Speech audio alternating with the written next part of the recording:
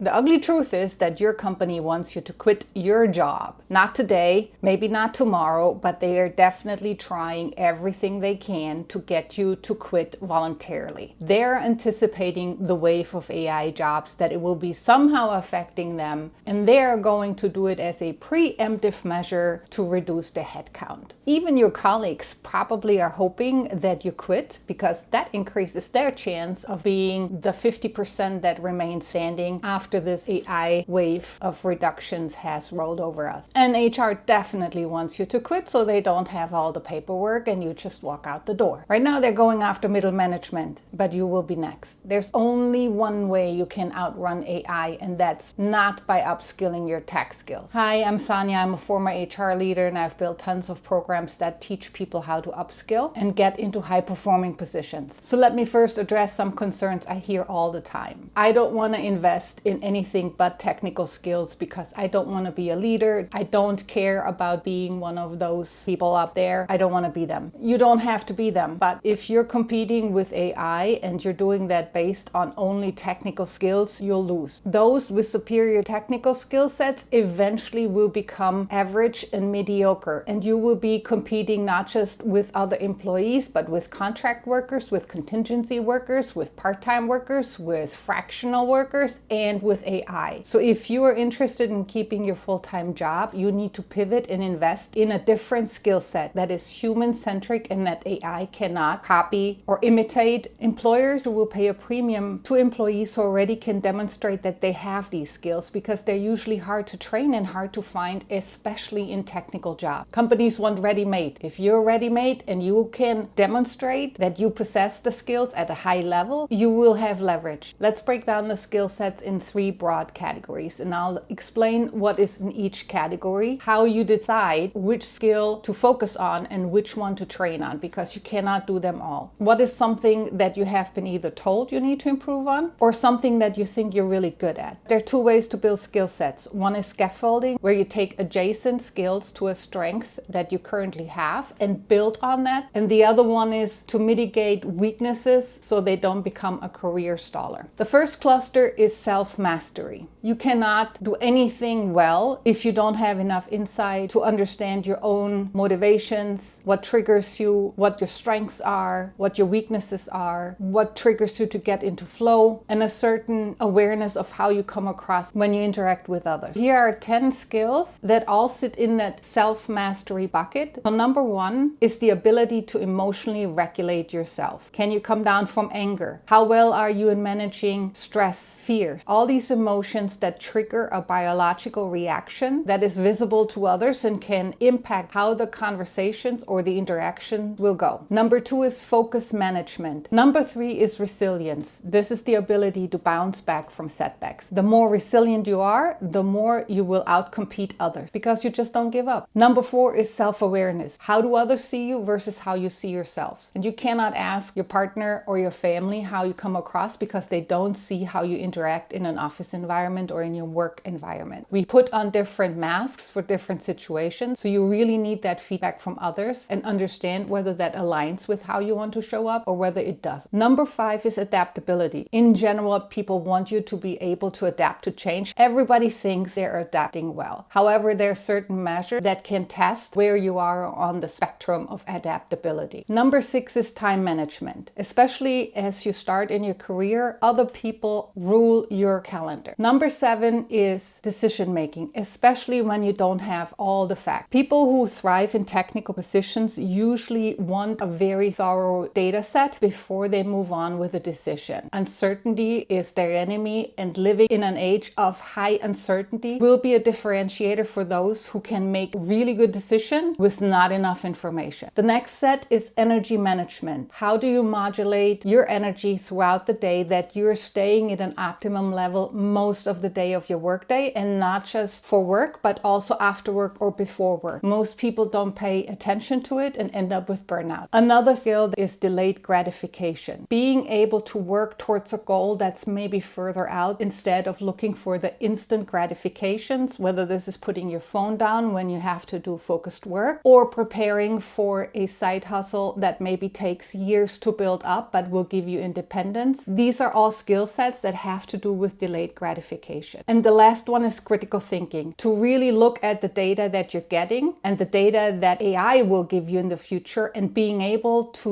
take it apart and poke holes in it will be huge in differentiating you from other employees. Critical thinking is a skill set that will be eroded if we just blindly use AI without constantly pursuing our ability to keep and maintain and grow our ability to critically think and question everything. 10 things that seem all really essential or key. Which one of those 10 are one or two that you could focus on? Pick those and then slowly build your ladder and your lattice work of building these skill sets. The next bucket falls under the broad umbrella of interpersonal communication. In case you're thinking, well, I use ChatGPT to write my emails and I don't need any communication skills because ChatGPT is doing most of the writing. But ChatGPT will be utterly useless when you're confronted with a hard conversation with your boss, or you're working on a project and you have to get people aligned, or you have to influence somebody to take your side, because ChatGPT doesn't know enough of the human interactions and the semantics that actually are unique to you and will help the other person or the team or the boss to see your side. That's why I'm framing this skill set as interpersonal communication. It's when ChatGPT cannot help you out. The first key skill will be storytelling. We are hardwired for storytelling, yet a lot of people who work in tech jobs rely on their data and say, ta-da, here's the data. But the story is what brings the data to life. And if you are good at storytelling, not making up shit, but conveying to somebody else data and information and decisions in a way that influences them positively, then you win. Storytelling is similar in its intent as persuasion and influence, but you have a broader tool set in persuasion and influence. If you don't get what you want, that's usually a good indicator you could be using some more persuasion and influencing. Number 3 may be a surprising skill set, writing. Most people will rely more and more on AI to write presentations, scripts, articles, summaries, notes, etc. However, writing goes into the other skill set from self-mastery, which is critical thinking. Your brain is wired that when you physically write something out, processes happen in your brain that digest and analyze the data in a way you cannot actively influence. You have to write it out. You will be paid to solve complex problems. Writing will help you. Number 4 is conflict and friction management. I'm talking about the day-to-day friction with other people. Recognizing it what it is, recognizing what drives them, recognizing what they need from you.